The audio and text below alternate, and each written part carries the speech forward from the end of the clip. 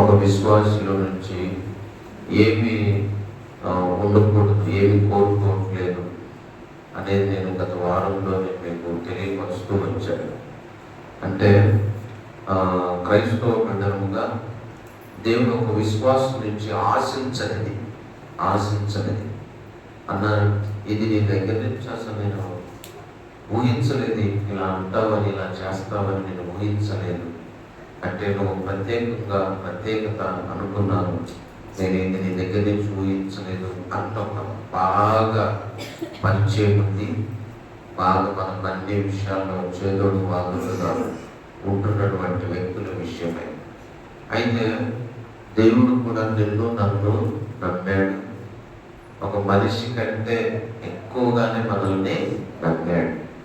కాబట్టి దేవుడు కూడా మన దగ్గర నుంచి ఆశించనివి కొన్ని ఉన్నాయి.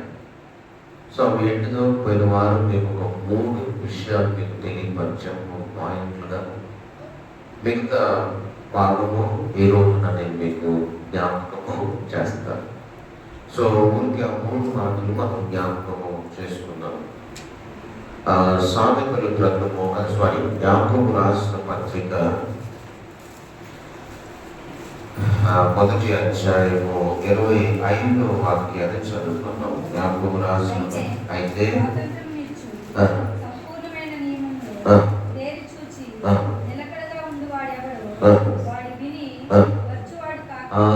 మరుచువాడు కాక, వాక్యాన్ని విని మరుచువాడుగా కాక. మనం దేవుడు మన దగ్గర నుంచి ఏమి ఆశించట్లేదంటే మనం మరిచిపోయేవారిగా ఉండకూడదు. దేవుని యొక్క వాక్యాన్ని సామెతలు నేను ఆల్రెడీ పోయిన వారం నేను మీకు తెలియపరిచాను కనుక మీకు గుర్తు చేస్తాను. సామెతలు 4వ అధ్యాయము 21వ వచనాన్ని చదువుతున్నాం. నీ వాక్యాన్ని కన్నుల ఎదుట నుండి నువ్వేం చేయకూడదు, తొలగిపోకూడదు. అంటే నువ్వు మరిచిపోకూడదు, నువ్వు దాన్ని పాసికం వలె కట్టుకోవాలి. కంఠం వలె అంటే ఒక హారం వలె దాన్ని తగిలించుకోవాలి. సో కాబట్టి వాక్యము నమ్మదగినది. కాబట్టి దేవుడు మన దగ్గర నుంచి ఏమి ఆశించట్లేదు అంటే మరిచేవారిగా మనం ఉండకూడదు అంటున్నాడు. సో ఇంకొకటి ద్వితీయోపదేశ కాండం 28:1. ద్వితీయోపదేశ కాండము 28వ అధ్యాయం.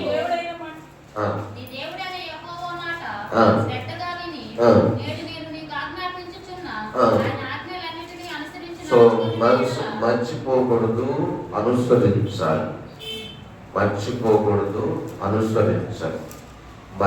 మరవటానికే అనుసరించకూడదు. ఓకే, మర్చిపోవటానికే వినకూడదు, మర్చిపోవటానికే మనము దేవుని మందిరానికి రాకూడదు. మనం మరవకుండా ఉండాలి. దేవునికి స్తోత్రం కలుగును గాక. సో ఆయన పలుమార్లు నేను వెడువను, నేను ఎడబాయను అని ఆయా సందర్భాలలో ప్రభు మనతో మాట్లాడుతూ వచ్చిన వాక్యాన్ని మనము చూస్తున్నాం. సో నేను మీకు చాలా విషయాలు చెప్పాను. ఇర్మియాతో దేవుడు అంటాడు, సో ఒక స్త్రీ తన ఆభరణుల విషయమై, పెళ్లి కుమార్తె తన యొక్క ఆభరణుల విషయమై మర్చిపోవట్లేదు, కానీ లెక్కలేనన్ని దినాలు మీ బిడ్డలు నన్ను మర్చిపోయి ఉన్నారు అంటాడు. కాబట్టి మనము దేవుని కార్యాలని, ప్రాముఖ్యంగా దేవుని మందిరాన్ని మనం మర్చిపోయేవారిగా ఉండకూడదు. సో 50వ కీర్తన 22వ వాక్యము, దేవుని చూసారా? ఎవరిని మర్చిపోతున్నాం మనం? దేవునినే మర్చిపోతున్నాం. ఈరోజు ఈరోజు పాత్రుందా, అయ్యో నాకు గుర్తే లేదు, నేను మర్చిపోయాను అంటున్నాను. అది అలా ఉండకూడదనే చెప్పేది. అర్థమవుతుందా? ఈరోజు ఏంటి లైట్లు వేశారు, ఈరోజు ఏంటి సౌండ్ బాక్స్ మోగుతున్నాయి, ఈరోజు పాత్ర ఉందా అంటారు చాలా మంది. ఉంది, మర్చిపోతే గుర్తు చేయడానికి మేము ఉంది. అర్థమవుతుందా? మర్చిపోకూడదు. ఎవరు? దేవుని మర్చువారులారా. అర్థమవుతుంది? ఎవరిని మర్చిపోతున్నావు? దేవునినే. వాక్యాన్ని మర్చిపోతున్నావు, దేవుని కార్యాలు మర్చిపోతున్నావు, దేవుడిని కూడా ఏం చేస్తున్నావు? మర్చిపోతున్నావా? నువ్వు ఏ స్థితిలో నుంచి దేవుడు నేను లేపాడో నీకు గుర్తుందా? జ్ఞాపకం ఉందా? నువ్వు ఏ పరిస్థితులలో దేవుడు నీకు కృప చూపించాడో నీకు జ్ఞాపకం ఉందా? ఎలాంటి పరిస్థితులలో నువ్వు రక్షణ పొందావు?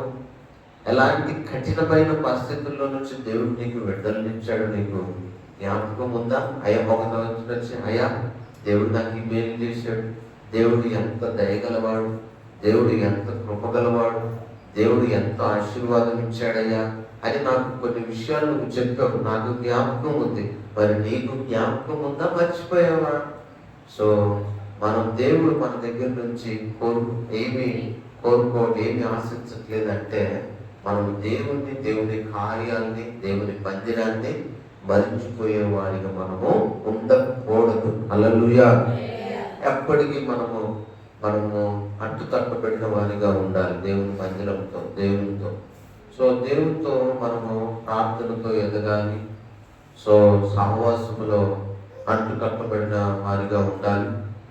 ఎప్పుడు ఆయన ఆశ్చర్య కార్యాల గురించి ప్రభుని శుద్ధించుకుంటూ ఉండాలి. సో అప్పుడు మనము దేవుని కార్యాలను, దేవుని మనము మర్చిపోము. కొన్నిసార్లు కొన్ని చేదు అనుభవాలు ఎన్ని పరిస్థితుల్లో నుంచి దాటి వచ్చినా వాళ్ళు చేదు అనుభవాల్లోనే వాళ్ళు ఆ దాంట్లోనే సతమతం అవుతూ ఉంటారు. చాలాసార్లు వెనక ఉన్న వాటిని ఏం చేసుకుంటారంటే తవ్వుకుంటూ ఉంటారు, పాతవి తవ్వుకుంటూ ఉంటారు, పాతవి మర్చిపోరు, పాతవి విడిచిపెట్టరు. కానీ విశ్వాసి ఏం మర్చిపోతున్నాడంటే దేవుడిని మర్చిపోతున్నాడు. ఆయన స్వాస్థ్యం ఉంది నాయన, అది నువ్వు చూడాలి, అది నువ్వు జ్ఞాపకం ఉంచుకోవాలి.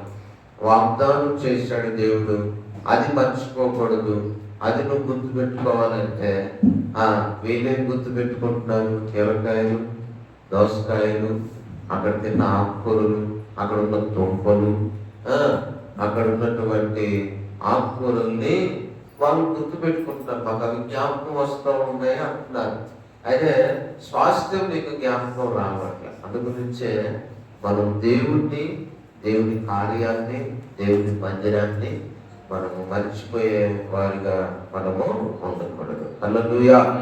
సో హెబ్రీ పత్రిక, జాగ్రత్తగా వాక్యాన్ని వినాలి. హెబ్రీ పత్రిక 13వ అధ్యాయము, హెబ్రీలకు రాసిన పత్రిక 13వ అధ్యాయము 17వ వాక్యాన్ని చదువుకుందాం. నీ పైన నాయకులుగా ఉన్నవారిని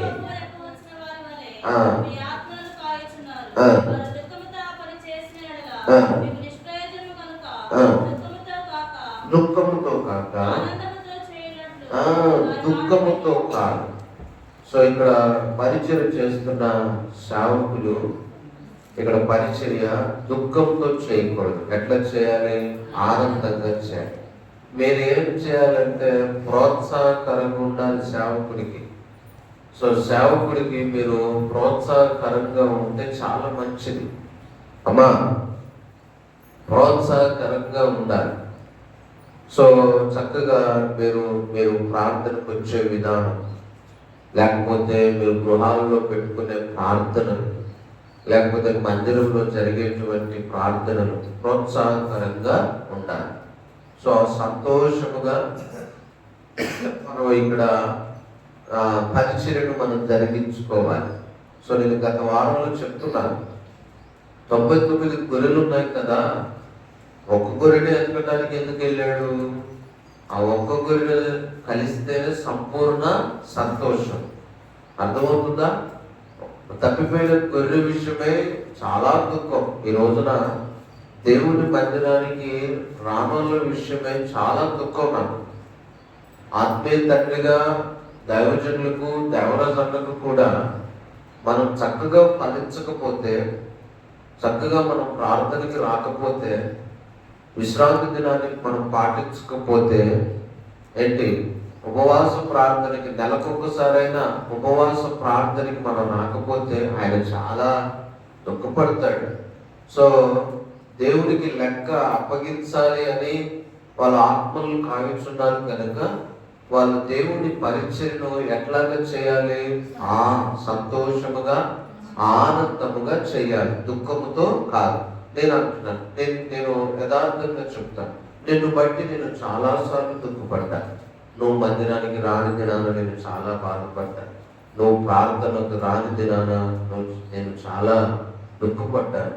సో దేవుని దగ్గర కన్నీరు కార్చిన దినాలు ఉన్నాయి. నువ్వు ఆలస్యంగా వస్తూ ఉన్నా నేను చాలా దుఃఖపడుతున్నా.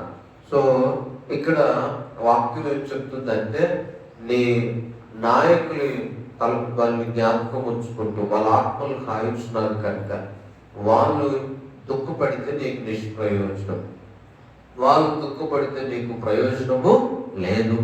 కాబట్టి సేవకుని ఎప్పుడు దుఃఖపరచకూడదు. ఆత్మీయ తండ్రి మాకు ఏదైనా పనప్పు చెప్పినప్పుడు, మా స్వభర్తనమే కావచ్చు, పరిస్థితులు అనుకూలించకపోవటం కాకపోవచ్చు, పరిస్థితులు వ్యతిరేకించడం కావచ్చు. సో మా విషయమై దుఃఖపడినప్పుడు, ఆయన ఒక పని చెప్పినప్పుడు మేము అది చేయకపోతే అది ఆయన దుఃఖపడ్డాడు అనుకోండి, అది నాకు ప్రయోజనము కాదు, అది నాకు ఉపయోగము కాదు. సో నాన్న ఈ రాత్రి నువ్వు ప్రార్థనలో ఉండాలి అన్నప్పుడు నేను బద్దకిచ్చి నిద్రపోయాను అనుకోండి, అయ్యో నిద్రపోయావా, ఉంటావు అనుకున్నానే, నువ్వు ఉంటే బాగుండు, నువ్వు ఉంటావని అనుకున్నాను అని ఆయన కొంచెం మన విషయమై దుఃఖపడ్డాడు అనుకో మనసులో, అది నాకు ప్రయోజనము కాదు. సో చాలాసార్లు మేము నొచ్చుకున్న సందర్భాలు ఎన్నో ఉన్నాయి. అందు గురించే ఇప్పుడు నేటి దినాలలో మీరు ఎక్కడికి వెళ్ళమంటే అక్కడికి, ఏం చేయమంటే అది, ఎప్పుడు రమ్మంటే అప్పుడు, ఎప్పుడు ఉండమంటే అప్పుడు మేము ఉండటానికి సిద్ధమే. ఎదురు మాటలను చెప్పం. ఎందుకంటే సేవకుని మాట, సేవకుని సంతోషపరచడం అది మనకు ప్రయోజనకరం. హల్లెలూయా చెప్పాలి బిగ్గరగా, హల్లెలూయా. మనకు ప్రయోజనకరమైనది ఏంటిదో అది మనం జ్ఞాపకం ఉంచుకోవాలి. మేమే అడుగుతూ ఉంటాం, మేమేమైనా ప్రార్థనకి వెళ్ళాలా, మేము ఉపవాస ప్రార్థనలు మాకు కావాలి, లేకపోతే మందిరంలో ప్రార్థనలు కావాలి, లేకపోతే ఏదైనా వేరే పరిచయంలో ప్రార్థనలు కావాలి, లేకపోతే ఏదైనా ప్రార్థనకి నువ్వు వెళ్ళగలవా, పర్వాలేదా, నువ్వు ఉండగలవా, వెళ్ళగలవా, నో ప్రాబ్లం, వెళ్తాను.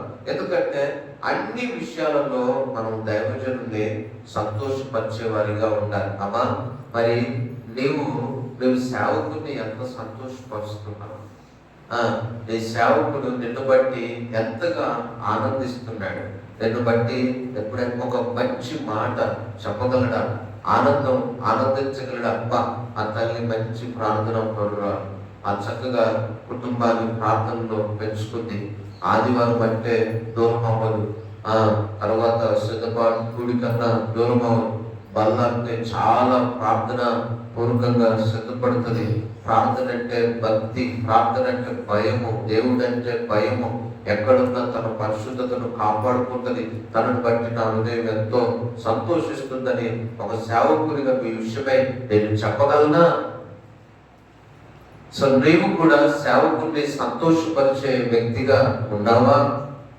నువ్వు కూడా దైవజనుని ఆ హృదయాన్ని దుఃఖపరిచే వ్యక్తిగా ఉన్నావా?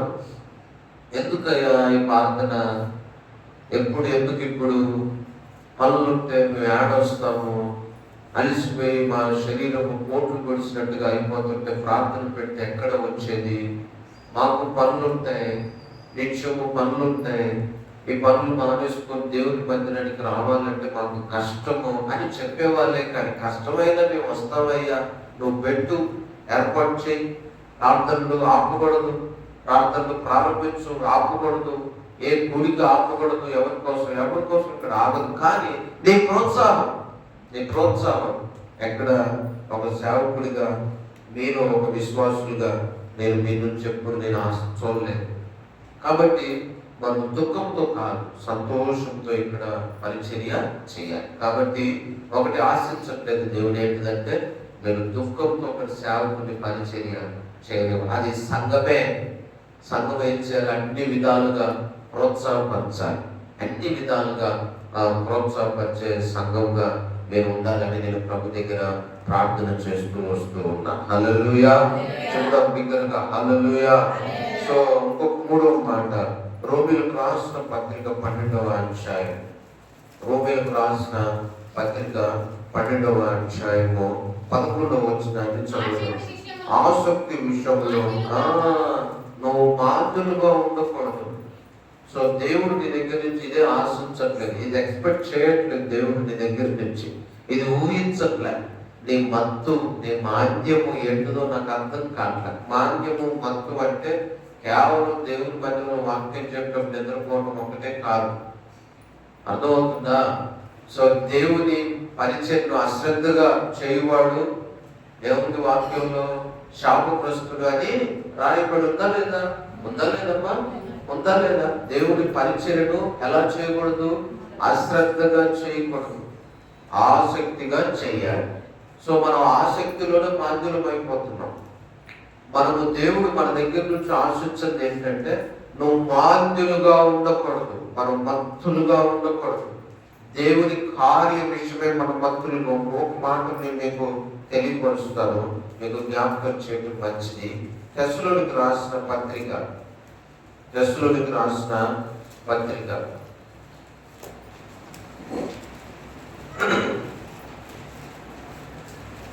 తెస్సలోనికి రాసిన పత్రిక, మొదటి పత్రిక 5వ అధ్యాయం 6వ వచనం చదువుకుందాం. కావున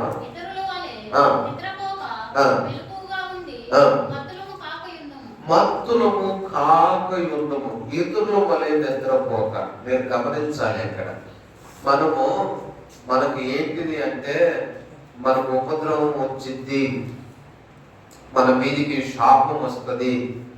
దేవుని మందిరాన్ని పరిచర్యను అశ్రద్ధగా చేస్తే మన మీదికి శాపం వస్తుంది.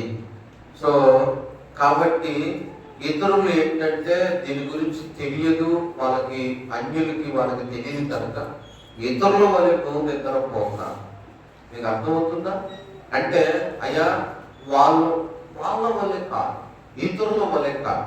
అయ్యా వీళ్ళు రావట్లేదు కదా, నువ్వు నన్నే ఎందుకు అడుగుతున్నావు? నువ్వు వారి వలె ఉండకూడదు. హల్లెలూయా చెప్పాలి బిగ్గరగా, హల్లెలూయా. నువ్వు ఇతరుల వలె ఉండకూడదు, నువ్వులా ఉండాలి. నేను అది చెప్తున్నా. నువ్వు ఎప్పుడు మన ఆత్మీయతను ఇతరులతో పోల్చుకోకూడదు. ఎవరు వచ్చినా రాకపోయినా నీవులాగా ఉండాలి. నువ్వు ఆరాధించను ఆరాధన, నువ్వు ఇచ్చే సమర్పణ, నువ్వు చదువుకునే వాక్య ధ్యానం. ఒక తినట్లేదని నువ్వు తినకుండా మానేస్తున్నావా? ఒకరు నిద్రపోవట్లేదని నువ్వు నిద్రపోకుండా మానేస్తున్నావు. ఒకరు మాట్లాడట్లేదని నువ్వు మాట్లాడకుండా మానేస్తున్నావు ఇతరులతో. అలా ఏం ఉండట్లేదు కదా. సో ఈ విషయంలో మనం ఇతరులతో పోల్చుకుంటాం. ఆత్మీయ విషయం, వాళ్ళు రాలేదు కదా, వాళ్ళు చేయలేదు కదా, వాళ్ళు ఉండట్లేదు కదా, మేము అని మనం పోల్చుకుంటాం. ఇక్కడ వాక్యం ఏం చెప్తుందంటే ఇతరుల వలె నిద్రపోక,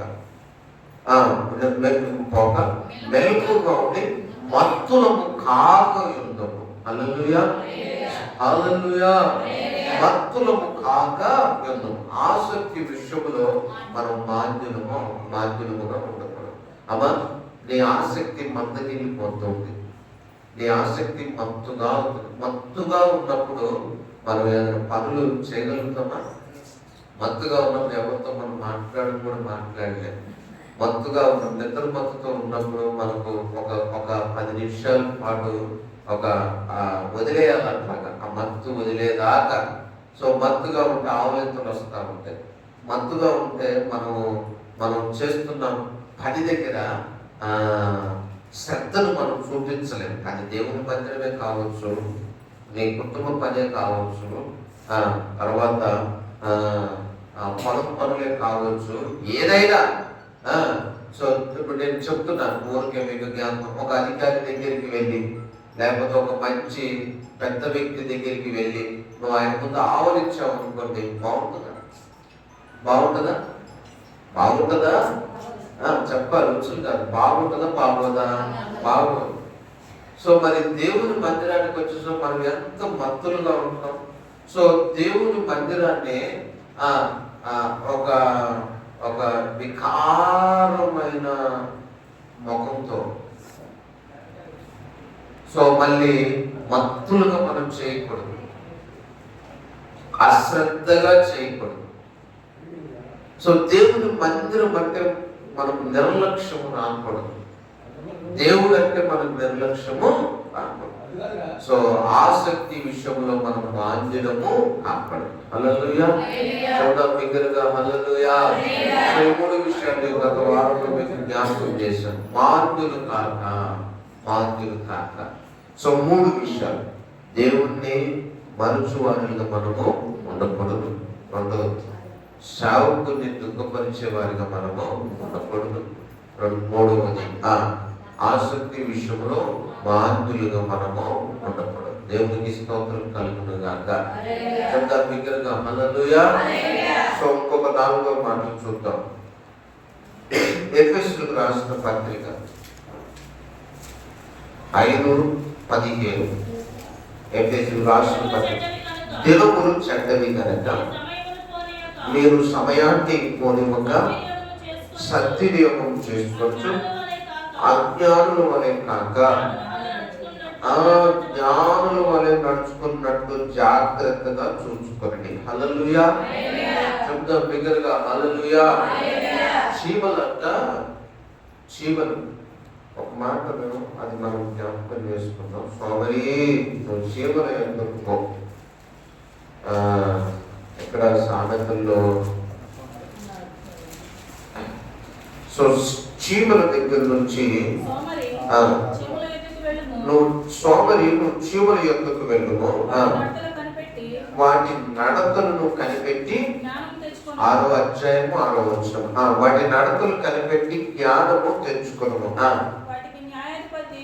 వాటికి న్యాయాధిపతి లేకున్నను, పై విచారణకర్త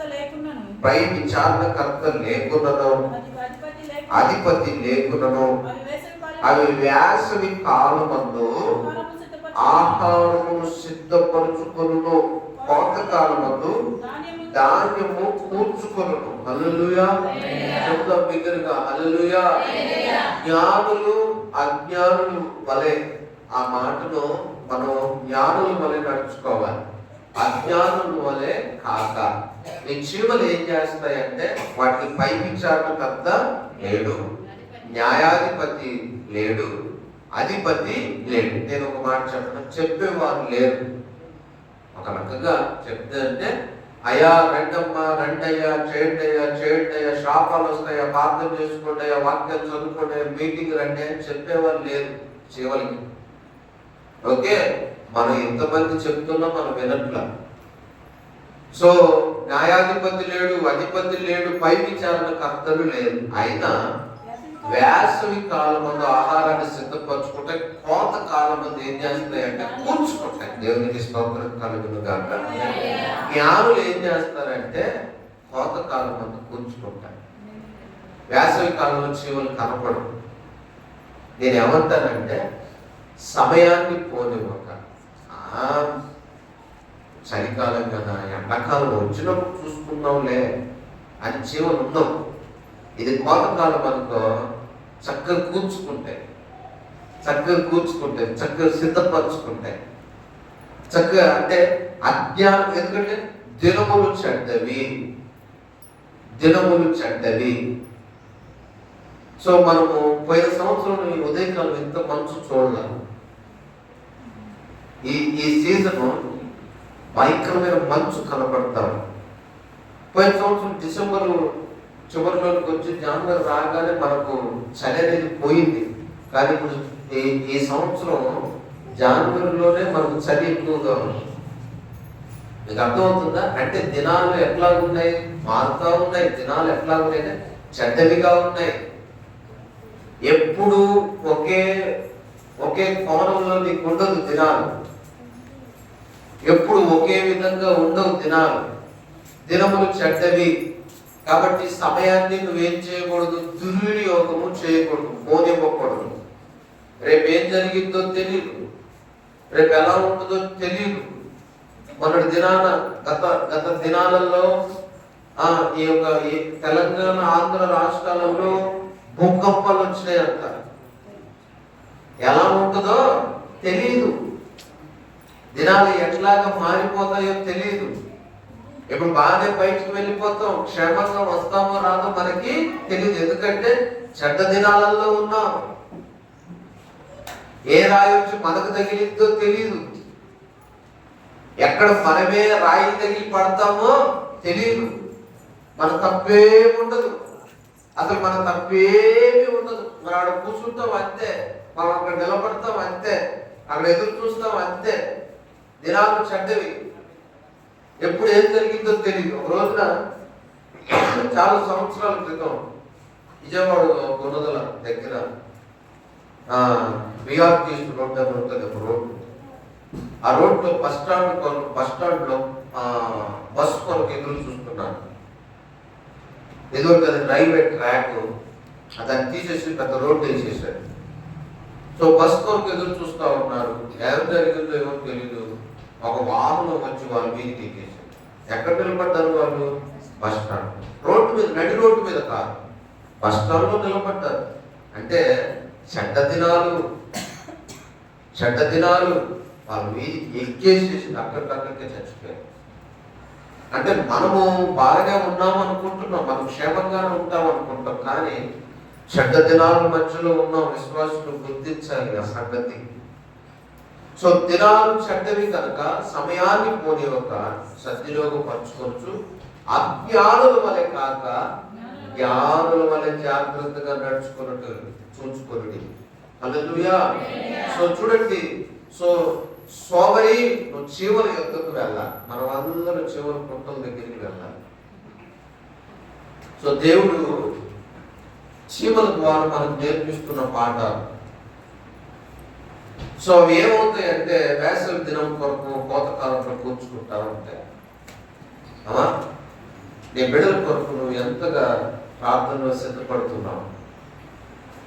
రానున్న దినం కొరకు, రానున్న సంవత్సరాల కొరకు, రానున్న ముందున్న భవిష్యత్తు కొరకు ఎంత సిద్ధపడుతున్నావు నువ్వు ప్రార్థనలు? కూర్చుకుంటున్నావా? ఆ సమయం వచ్చినప్పుడు చూసుకుందాంలే, ఆ టైం వచ్చినప్పుడు చూసుకుందాంలే, ఇప్పుడే నా పెళ్ళి ఇంకా చాలా సంవత్సరాలు అప్పుడు చూసుకుందాంలే, ఆ ఉద్యోగం చేసినప్పుడు చూసుకుందాం, వాడు పెద్ద అయ్యాక చూసుకుందాంలే, వాళ్ళు వచ్చాక చూసుకుందాంలే అనుకుంటా. ఈ రోజు వస్తుంది, అంత ఊడ్చుకొని వెళ్ళిపోయింది సమయం.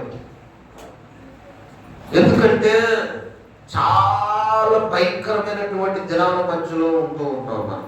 కాబట్టి దేవుడు ఏమంటున్నాడంటే, మీరు అజ్ఞానుల వలె కాక జ్ఞానుల వలె నడుచుకోవాలి. హల్లెలూయా.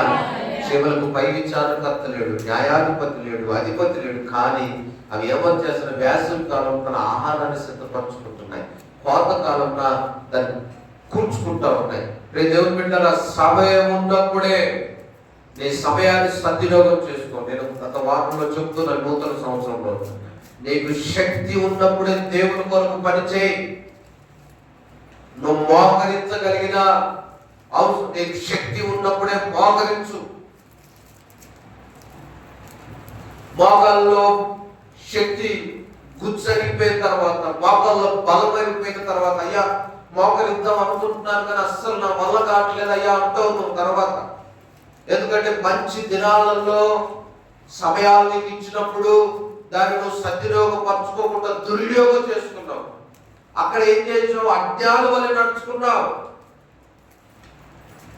ధనవంతుడి సంగతి కూడా అదే, జ్ఞానంగా నడుచుకోవాలి, అజ్ఞానుల వలె కాదు.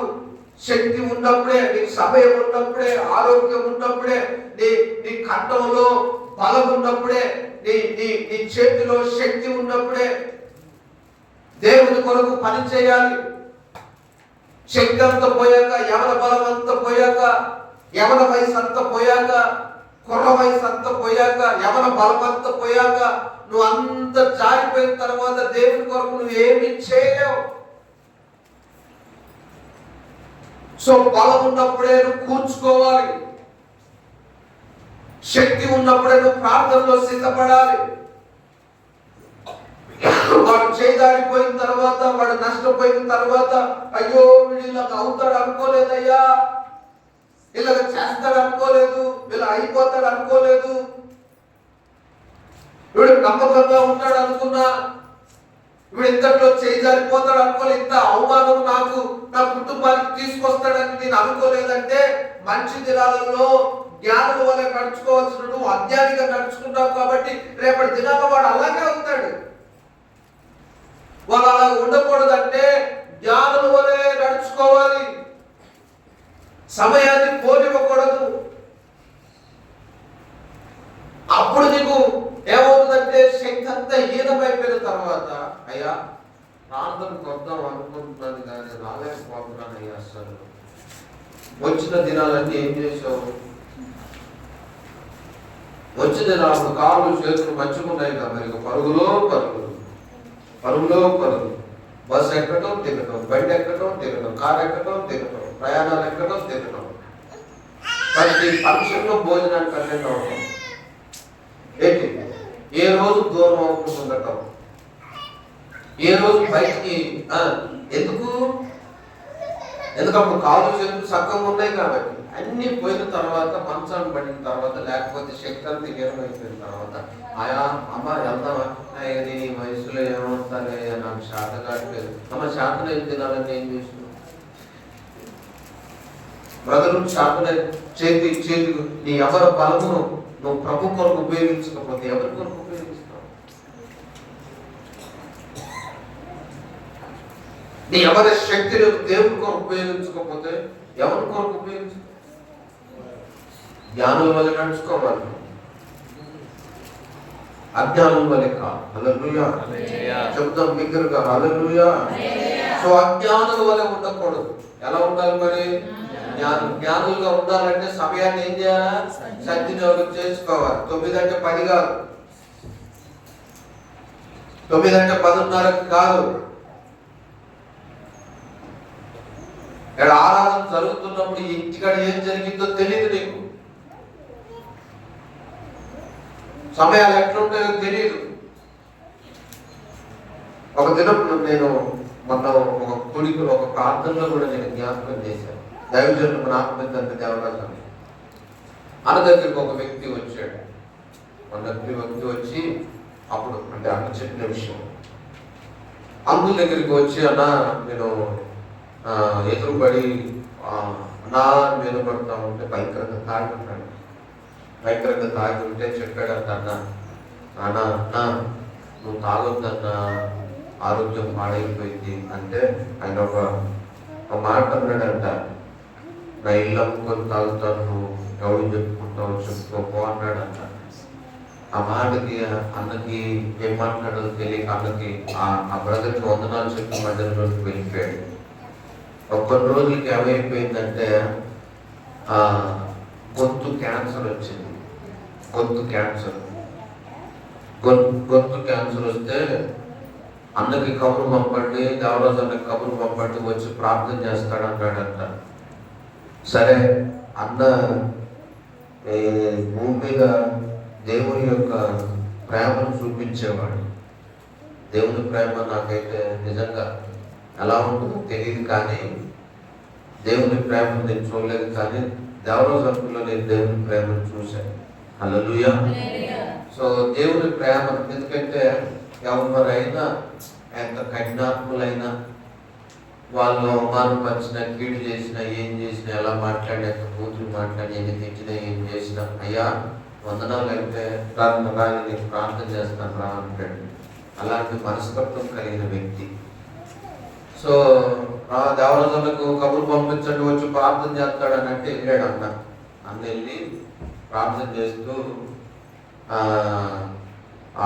అన్న ఎప్పుడు యెషయా 55 అధ్యాయంలో నేను పొందిన దెబ్బల చేత నీకు స్వస్థత, మన ప్రతి పాపం నేను ఒప్పుకుంటున్నానని పాపాల గురించి ఒప్పుకొని చేపించి నాకు స్వస్థత కలిగి ఉంది యేసయ్య గాయాలతో అంటే వాక్యాన్ని తను ఎవరైనా నోటుతో పలికిస్తాడు. వాళ్ళు ఎలాంటి ఐసీయూలో ఉన్నా ఎక్కడున్నా. సో ప్రార్థన చేస్తున్నప్పుడు అయ్యా ఈ వాక్యాన్ని నాతో చెప్పాయా అంటే లేదు, నోరు లేదు. అర్థమవుతుందా మీకు? ఏం లేదు, నోరు లేదు, నోరు రాట్లా. ఎందుకు? గొంతు క్యాన్సర్ వచ్చేసి. యేసు రక్తము అని చెప్పాయా అంటే నోరు లేదు. మరి నోరు ఊరు అంతా కంట బలం భుజ బలం కంట ఉన్నప్పుడు జోబు గలగల గలగల అన్నప్పుడు ఏం చేశాడు? తెల్ల సొక్క వేసుకొని మందు తాగుతూ కూర్చున్నాడు. సో ఒకరోజు అయిపోయిన తర్వాత సరే అన్న ప్రభా కనికరించిన ఆయన నోరు రాసి ప్రార్థన చేసి చెప్పేసిన తర్వాత దేవుడి కొద్దిగా కనికరించాడంట. దేవుడి కొద్దిగా కృప చూపించాడు. దేవుడి కొద్దిగా కృప చూపించిన తర్వాత మరి దేవుని పెద్ద 2 రోజులు కనపడ్డాడంట. మళ్ళీ కనపడలేదు. ఏమైంది ఏంటి అని ఆరాధిస్తూ ఉంటుంటే మళ్ళీ పూర్తిగా ఏం చేశాడంటే, అన్నా నాకు తెలిసిన విషయం ఏంటంటే ఆయన దొంగచాటుకు వెళ్ళి మళ్ళీ తాగుతున్నాడన్నా అని చెప్పారంట. ఎవరో అన్నకి బాగా బాధపడ్డాడు. సరే అని చెప్పి ప్రార్థన చేసుకుంటూ ఉన్నాడంట. మరుసటి రోజు వచ్చిన కబురు ఏంటంటే చచ్చిపోయాడు. సో సమయం ఉన్నప్పుడు నువ్వు సద్వినియోగం పరచుకోకపోతే ఎప్పుడు ఎలా ఉంటుందో మనకి తెలియదు. ఎప్పుడు ఏం జరిగిందో మనకు తెలియదు. జ్ఞానుల వల్లే మనం నడుచుకోవాలి. హల్లెలూయా. శబ్దం బిగ్గరగా హల్లెలూయా. ఈ ప్రార్థన నేను మందిరానికి వెళ్తే ఏంటి ఉపయోగం? కొంతకాలం మనం కూర్చుకుంటాం. వేసవి కాలం కొరకు సిద్ధపరచుకుంటాం.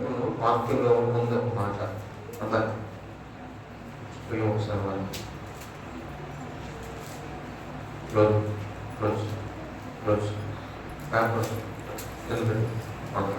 ఒకసారి ఏంటంటే మీరు శోధనలో ప్రవేశింపకున్నట్లు నెలకొంది ప్రార్థన చేయాలి.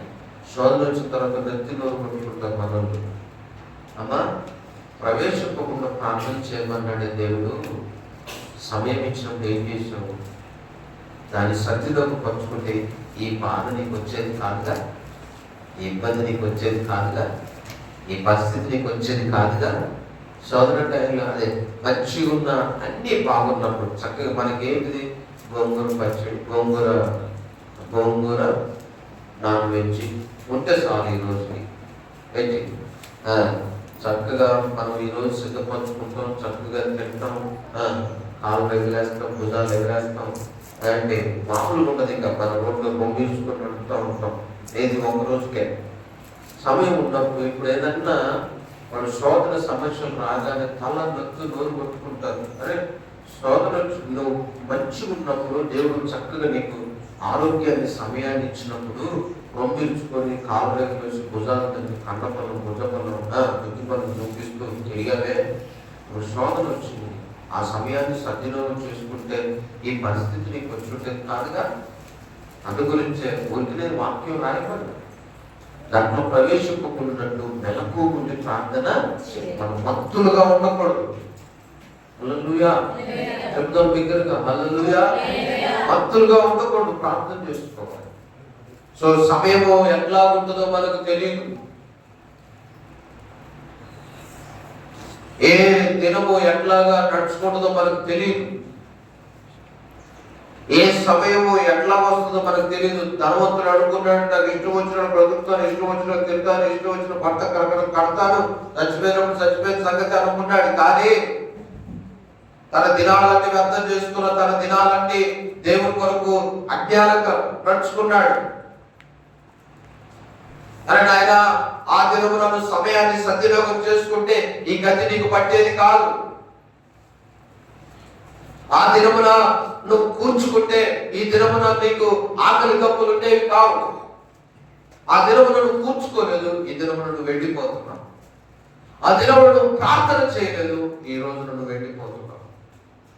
మంచిగా ఆరోగ్యంగా శక్తివంతంగా అన్ని బలాలు మనకు ఉన్నప్పుడు మనం విచ్చలవిడిగా తిరుగుతున్నాం. అప్పుడు మనం ఆ సమయాల్లో కనుక దేవుడు ఇచ్చిన శక్తి దేవుడి కొరకు పనిచేస్తూ ఉపయోగపరుస్తూ మనం ప్రార్థనలో సిద్ధపడతా ఉంటుంటే ఈ దినమున సమృద్ధి మన కుటుంబాలలో ఉండేది. ఎందుకంటే సమయాన్ని భయంకరంగా వ్యర్థం చేస్తూ ఉన్నాం మనమందరం. ఎందుకు ప్రతిదానికి అన్న అంకులు లెక్కిస్తే ప్రార్థన, పడుకుంటే ప్రార్థన, వెళ్తే ప్రార్థన, ప్రయాణంలో ప్రార్థన, ట్రైన్ ప్రయాణం, కారు ప్రయాణంలో ప్రార్థన, నన్ను డ్రైవింగ్ చేస్తా నువ్వు చేయి ప్రార్థన అంటాడు. ఎందుకు ఈ ప్రార్థన అంటే దినములు చెడ్డవి, దినములు చెడ్డవి. కూర్చుంటే వాక్యము, లెగిస్తే వాక్యము. ఆయన పడుకునే, ఆయన కొద్దిగా 1 గంట 2 గంటలో పడుకుంటాడు రోజు మొత్తంలో. 2-3 గంటలే కూర్చొని పడుకోడు. ఎందుకంటే మళ్ళీ 3-4 గంటలకు తెల్లవారుజాము మళ్ళీ ప్రార్థన.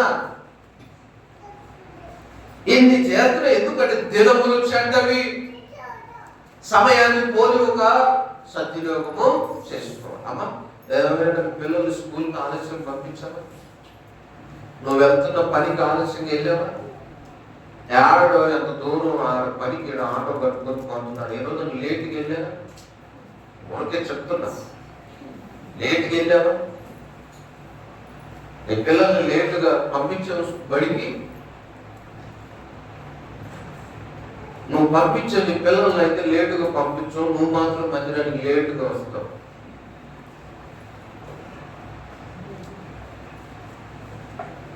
మన పిల్లలు చెప్తారు, అరే ఇక్కడ 8 గంటలకు ఒక బస్సు ఉందా అన్న? ప్రతి అరగంటకు ఒక బస్సు, ప్రతి అరగంటకు ఒక బస్సు. ఇప్పుడే ఒక బస్సు వెళ్ళింది, ఇంకొక అరగంటలో ఇంకొక బస్సు రెడీగా ఉంటుంది. అరగంటలో వెళ్ళకపోతే మళ్ళీ అరగంట ఆగాల్సిందే, మధ్యలో నీకు రాదు. అంటే మనం టయానికి వెళ్ళి కూర్చుంటాం. మనం అరగంట ఏంటి, ఆడ గద్దెలు అరిగిపోతాయి అక్కడికి వెళ్ళాలి రోడ్డు మీద. కూర్చొని కూర్చొని కూర్చొని అంటే నీకు అంత విలువే.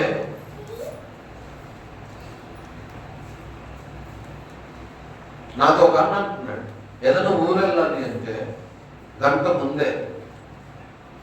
ముందే స్టేషన్కి అయినా బస్సు దగ్గరికి అయినా లేకపోతే బండి మీద నేను ఒక ఊరు వెళ్ళాలి అంటే గంట ముందే బయలుదేరు. ఎందుకంటే సమయం ఎట్లా ఉంటుందో తెలియదు.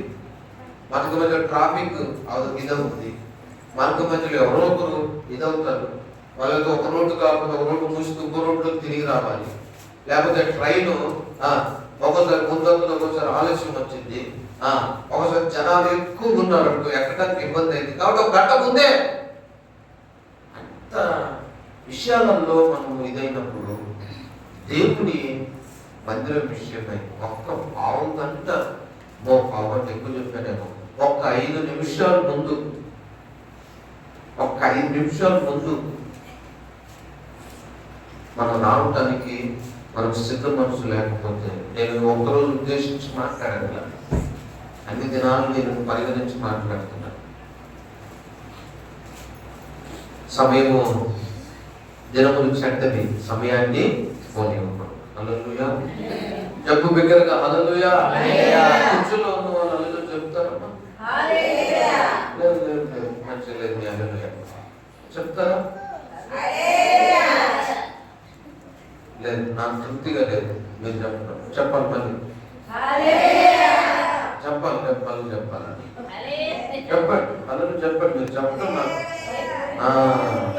చెప్పండి, అల్లు చెప్పండి. అది మీరు పెద్దోళ్ళు అయ్యారు, కొద్దిగా కుర్రోళ్ళు కొంచెం యవనస్తులు అయితే మిమ్మల్ని నిలబెట్టి అల్లు తెప్పించేవారు. మీరు పెద్దోళ్ళు అయ్యారు, నిలబెట్టడం మంచిది కాదు. హల్లెలూయా. అందరం కలిసి చెప్తాం హల్లెలూయా. సో దినాలు చెడ్డవి, దినాలు చెడ్డవి. ఇప్పుడు మనము ఒక ట్యాబ్లెట్స్ ఉంటాయి, మనకి ఏదన్నా అనారోగ్యం వచ్చినప్పుడు. సో మనకి నేటి దినాలలో మళ్ళీ టైఫాయిడ్లు అక్కడక్కడ కనపడుతున్నాయి, వైరల్ జ్వరాలు, వైరల్ ఫీవర్లు మళ్ళీ అక్కడక్కడ ప్రారంభం అవుతున్నాయి. ఒక దగ్గర విన్నా, ఏంటి ఏదో క్యాన్లో పెట్టుకొని కనపడుతున్నారంటే టైఫాయిడ్ జ్వరం అంటున్నాడు. సో ఈ టైఫాయిడ్ జ్వరం మస్తు ఒక ట్యాబ్లెట్ కోర్స్ ఉంటుంది. ఓకే, 6 గంటలకి, 12 గంటలకి, 8 గంటలకి. సో ఆ ట్యాబ్లెట్ వెనకాల వాడు చక్కగా రాసి పెడతాడు. ఇప్పుడు నువ్వు 6 గంటలకు వేసావు అనుకో, మళ్ళీ నువ్వు 12 గంటలకు వేయాలి. కానీ మళ్ళీ 12 గంటలకు వేసుకున్నావు అనుకో, మళ్ళీ అక్కడి నుంచి 6 గంటలకు, అంటే కరెక్ట్గా నేను అక్కడ రాసి పెడతాడు. అది అర్ధరాత్రి అయినా. సో దాన్ని ఏం చేయాలి, మందులు కూడా నువ్వేం చేయాలంటే టైం టు టైం వేసుకోవాలి. పరిగెడుపు వేసుకొని భోజన తర్వాత వేసుకున్నావు, తేడాలు పడతాయి. అర్థమవుతుందా? ఒకసారి మా నాయనమ్మ చనిపోయింది, ప్రభు దగ్గరికి వెళ్ళింది. ఆ రోజు ఏమైపోయిందంటే ఏమి తినకుండా అట్లా మొహం కడిగి పారాసిటమాల్ $650 ట్యాబ్లెట్ వేసేసుకుంది. ఏమి తిన్నా ఓకే మంచులు కూడా తాగిందో లేదో తెలియదు, గొంతుకు అటువంటి తను తయారేసి చచ్చిపోయింది అనుకున్నప్పుడే నేను మా తల్లి 3 సంవత్సరాలు బతికింది తర్వాత. అర్థమవుతుందా? అంటే ఎప్పుడు వేసుకోవాలో అప్పుడే, ఏ సమయంలో వేసుకోవాలో ఆ సమయమే. అమ్మా ఇది ప్రార్థనా సమయం, ప్రార్థనే. దావీదు యుద్ధ సమయం నీకు మేడ మీద వెళ్ళిపని, యుద్ధ సమయంలో నేను మేడ మీద వెళ్ళిపని, అందరూ యుద్ధానికి వెళ్తుంటే నువ్వు మేడ మీద ఎక్కావు. అర్థమవుతుందా? అంటే నేను ఏమంటానంటే ఏ టైం అదే చెయ్యాలి. యుద్ధ టైం యుద్ధానికి వెళ్ళాలి. నువ్వు ప్రార్థనకి వెళ్ళకుండా వేరే దాంట్లో పడిపోతే అక్కడ నష్టం జరిగిపోయింది. యుద్ధ టైంలో యుద్ధం చేయకుండా అక్కడ ఉన్నాడు, ఎక్కడికెక్కడికో వెళ్ళిపోయింది మనసు కదా. నష్టాన్ని దాన్ని తీశాడు కదా దావీదు పాపం చేయడానికి. సో కాబట్టి మనం దేని కొరకు మన సమయాన్ని నియమించుకుంటాము, హెచ్చించుకుంటాం, దాని మీదే మనం ఫోకస్ చేయాలి. సో పిల్లలు స్కూల్కి వెళ్ళిన తర్వాత వాడు టీచర్స్ పాట చెప్తుంటే నాకు సార్ నాకు పాట వినబుద్ధి కంటే నాకు ఆట ఆడాలనిపిస్తుంది అన్నాడు అనుకో. అరే ఇది ఇది ఇది ఇది పాటలు వినే టైం రా, ఆడుకునే టైం వేరే, ఆడే సమయం వేరే. అది చివరిలో నువ్వు అప్పుడు ఆడుకోవాలి. వాక్యం పాఠాలు వినేటప్పుడు పాఠాలు వినాలి, ఆడుకునే పీరియడ్ లో ఆడుకోవాలి. ఇది అక్కడ అది ఇక్కడ మార్చుకోవడం కదా, దేని టైం దాంతే. చాలా మంది భోజనం టైంలో టిఫిన్ టైంలో భోజనం చేస్తాం. అర్థమవుతుందా? సో ఈ టైంకు తినకపోయినా మనకు కడుపు భయంకరమైన గ్యాస్ తినక కదా. ఇప్పుడు ఫస్ట్ ఆఫ్ ఆల్ ఉండే నాకు గ్యాస్ ఫామ్ అవుతుంది అని అంటే ఫస్ట్ వాడు అనేది ఏంటంటే టైంకి తింటున్నాం అన్నాం అంటారు. టైంకి తింటున్నారా అంటే సమయం నువ్వు పాటించకపోతే ఎన్ని అనర్థాలు చూడండి, ఎన్ని అనర్థాలు, ఎన్ని నష్టాలు, ఎన్ని అనర్థాలు. కాబట్టి శారీరక విషయంలో అన్ని అనర్థాలు ఉన్నప్పుడు ఆత్మీయంగా మనం ఎలా ఉండాలి? జ్ఞానుల వలె నడుచుకోవాలి. దేవునికి స్తోత్రం కలుగును గాక. చెప్పాలి బిగ్గరగా హల్లెలూయా. జ్ఞానుల వలె నడుచుకోవాలి మనం. ఎందుకంటే సమయం ఈ 2025 అమ్మా ప్రతి నిమిషం నీకు విలువైందే. నేను రాత్రి చెప్పాను, నేను మళ్ళీ చెప్పను. ప్రతి నిమిషం విలువైంది. రేపటి దినము ఏం జరిగిందో తెలియదు. ప్రతి నిమిషం విలువైంది. సమయం దొరికినప్పుడల్లా దేవునితో గడపండి, ప్రార్థనలో గడపండి. దేవుని నియమించిన ప్రార్థన సమయాలు దూరం చేసుకోవాలి. చాలా అనర్థాలు మనం ఎదుర్కోవాల్సి వస్తుంది. సో ఇది వచ్చి మనం చదువుకున్నాం. సో కొరింథీయులకు రాసిన 2వ పత్రిక, కొరింథీయులకు రాసిన 2వ పత్రిక 9వ అధ్యాయం 7వ వచనం.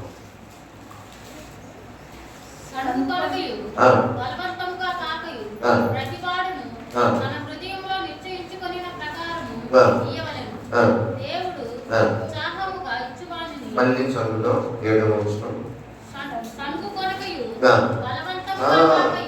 ఎట్లాగా అంటే బలవంతముగా కాకయు. సో దేవుడి సన్నిధిలో నువ్వు బలవంతంగా ఇవ్వకూడదు. సో మీకు అర్థమవుతుందా?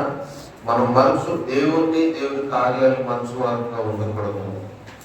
దేవుని సేవకుని దుఃఖపరిచే వారిగా మనం ఉండకూడదు. మాధ్యులుగా ఆసక్తి విషయంలో మనం మాధ్యులుగా ఉండకూడదు. అజ్ఞానుల వల్ల మనం ఉండకూడదు. ఇది 5వది.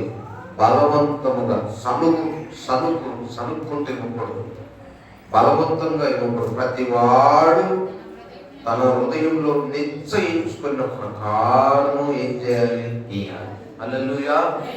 సో హల్లెలూయా. సో కొన్ని విషయాలు తెలియపరిచినప్పుడు, కొన్ని సమర్పణల గురించి మీకు తెలియపరిచినప్పుడు బలవంతము ఉండకూడదు. ఎందుకంటే మనం బలవంతము చెయ్యట్లా. దేవుడు ఇక్కడ కింది వచ్చినాము మనం చదువు. దేవుడు ఉత్సాహంగా ఇచ్చువాడిని ఏం చేస్తున్నాడు? ప్రేమిస్తూ ఉన్నాడు. సంతోషంగా ఇవ్వాలి, బలవంతంగా సనుక్కుంటాం కాదు. దేవుని మందిరంలో సమర్పణలు సనుక్కుంటే ఇవ్వకూడదు. నీ దశభాగాలు సనుక్కుంటూ ఇవ్వకూడదు. దేవుడికి కానుకలు సనుక్కుంటూ ఇవ్వకూడదు. లేకపోతే ఇంకేదైనా మీటింగ్ల కొరకైన సమర్పణ, ఇంకేదైనా వస్తువుల కొరకైన సమర్పణ నువ్వు సనుక్కుంటూ ఇవ్వకూడదు, ఉండకూడదు. అలాగా సరిగే వారిగా ఉండకూడదు, బలవంతముగా మనం ఇచ్చేవారిగా ఉండకూడదు. మనం ఎట్లా ఉండాలంటే హృదయపూర్వకముగా, హృదయంలో నిశ్చయించుకునే దాన్ని మనం ఇస్తూ దేవునికి సంతోషంగా ఇచ్చేవారిని ప్రేమిస్తున్నాడు కనుక మనం ఏదైతే మనం హృదయంలో నిశ్చయించుకుంటామో దాన్నే మనం ఇవ్వటానికి మనము సిద్ధపరచుకోవాలి. హల్లెలూయా చెబుదాం బిగ్గరగా, హల్లెలూయా. సో ధారాళంగా ఇచ్చేవారిని దేవుడు ఏం చేస్తూ ఉన్నాడంటే ప్రేమిస్తూ ఉన్నాడు. ఉత్సాహంగా ఇచ్చేవాడు, ఉత్సాహంగా ఇచ్చేవాడు. కాబట్టి మనం దేవుని సన్నిధిలో మనం ఎప్పుడైనా హెచ్చించే వారిగానే ఉండాలి, కానీ మనము దుఃఖపరిచే వారిగా మనము ఉండకూడదు. సో మనం ఇక్కడ విషయం దేవునికి స్తోత్రం కలుగును కాక. బలవంతముగా కానుకలు చాలా ఇష్టపూర్తిగా ప్రేమపూర్వకంగా మన దేవుడికి ఇచ్చేవారిగా మనము ఉండాలి. సో చివరి మాటలు మనం చూసుకొని మనం ముగించుకున్న యోహాను సువార్త 20వ అధ్యాయం, యోహాను సువార్త 20వ అధ్యాయము 27వ వాక్యాన్ని చదువుతాం. తర్వాత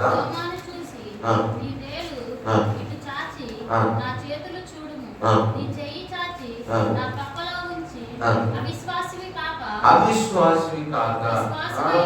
నువ్వు ఎలా ఉండాలి? అవిశ్వాసిగా, విశ్వాసిగా. అమ్మా తల్లి ఎలా ఉండాలి? నువ్వు విశ్వాసముగా ఉండాలి. దేవునికి స్తోత్రం కలుగును గాక. హల్లెలూయా. సో ఇప్పుడు తోమాతో దేవుడు అంటున్న తర్వాత తోమాను చూచి, నీ వేలు ఇటు చాచి నా చేతులు చూడు, నీ చేయి చాచి నా పక్కలో ఉంచి, అవిశ్వాసివి కాక విశ్వాసమై ఉండాలి. మనం మరి విశ్వాసం పడి అవిశ్వాసులు, విశ్వాసులో విశ్వాసం లేదు. మన విశ్వాసమా విశ్వాసమా? ఏమా లాగేస్తున్నాం, పీకేస్తున్నాం మనుషుల్ని, జనాల్ని. అందరం అట్టాగే ఉన్నాం. ఒకరు గొప్పలు, ఒకరు మంచోళ్ళు ఏం కాదు. ఒక ఇంట్లో పీకితే ఒక రోడ్డు మీద పీకి, అదే తేడా. ఒక పిల్లల మీద, భర్తల మీద ఉంటే కొందరు సమాజంలో ఎవరికి ఎవరు సాటి. సో నువ్వు అవిశ్వాసి కాక విశ్వాసమై ఉండాలి. మరి ఈ రోజున నేను రాత్రి కూడా మన విశ్వాసాన్ని పరీక్షించుకోవాలని చెప్తున్నాను. మన విశ్వాసాన్ని పరీక్షించుకోవాలి, చూసుకోవాలని చెప్తున్నాను. సో మనము ఈ రాత్రి అవిశ్వాసం, ఎందుకంటే అవిశ్వాసికి విశ్వాసికి సాంగత్యం ఉందా లేదా? లేదు. ఇప్పుడు ఇప్పుడు మనం ఎట్లా ఉండాలి? విశ్వాసిగా ఉండాలి. హల్లెలూయా. విశ్వాసంతో ఉండాలి. అవిశ్వాసిగా మనం గుర్తించాలి. సో దేవుని కార్యాలు మనం గుర్తించకపోతే మనం ఇంకా అవిశ్వాసులమే. దేవుని యొక్క అద్భుతాన్ని మనల్ని మనం గుర్తించుకోకపోతే ఇంకా మన అవిశ్వాసులమే.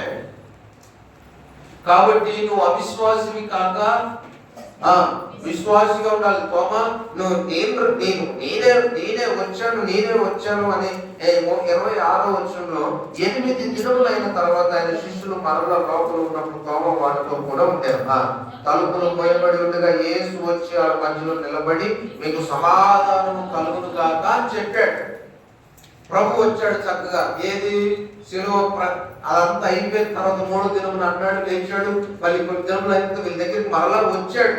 సమాధానం కలుగును కాక అని చెప్తే తర్వాత తోమా చూచి, నీ వేలు ఇటు చాచి నా చేతి వేలును చూడుము, నీ చెయ్యి చాచి నా పక్కలో ఉంచి అవిశ్వాసి కాక విశ్వాసమై ఉండమని. అప్పుడు తోమ ఏమంటాడు? అందుకు తోమ ఆయనతో, ప్రభువా నా దేవా అనడం. 29వ వచనంలో యేసు, నీవు నన్ను చూచి నమ్మితివి, చూడక నమ్మిన వారు ధన్యులని అతనితో చెప్పారు. సో దేవుని యొక్క ఆశ్చర్య కార్యక్రియలు ఇంకా మనం నమ్మకపోతే మన విశ్వాసమా? దేవుని యొక్క శక్తి మీద మనకు విశ్వాసం లేకపోతే మన విశ్వాసమా మనం ప్రభుని నమ్ముకో, దేవుడు గొప్ప కార్యాలు చేస్తాడు అంటే మన కొంతమంది నమ్ముకోరు. ఇంకా వాళ్ళు ఏంటిది అమ్మ రక్షణ పొందిన విశ్వాసం, అమ్మ ప్రభు మీద ఆధారపడు, దేవుడు నీకు గొప్ప కార్యాలు చేస్తాడు అంటే అమ్మ నమ్మదు. ఇంకా నువ్వు విశ్వాసం అనబడే అవిశ్వాసం. సో కాబట్టి మనం అవిశ్వాసులుగా మనము ఉండకూడదు. హల్లెలూయా. విశ్వాసిగా మనం ఉండాలి. దేవునికి మహిమ కలుగును గాక. మొదటిది ప్రభు కార్యాలు మనం మర్చిపోయే వారిగా ఉండకూడదు. రెండోది ఏంటిదమ్మా? దేవుడు ఏంటిది? సేవకుని దుఃఖపరిచే వారిగా మనము ఉండకూడదు. మూడోది ఏంటిది? చెప్పాలి. ఆసక్తి విషయంలో మాదిరిగా మనము ఉండకూడదు. నాలుగోది జ్ఞానుల వలె మనము అజ్ఞానుల వలె మనము ఉండకూడదు. ఐదవది ఏంటిది? చెప్పాలి. ఐదవది ఏంటిది? దేవుడికి ఇచ్చే విషయంలో బలవంతముగా సనుకొనకుండా ఇవ్వకూడదు. ఆరోది ఏంటిది? అవిశ్వాసిగా మనము ఉండకూడదు. అట్టి గొప్ప దేవుడు మనకు దయచేయును గాక. ఆమె దేవుడి మాటలు దీవించును గాక. ఆమె ప్రార్థన చేసుకున్నాం.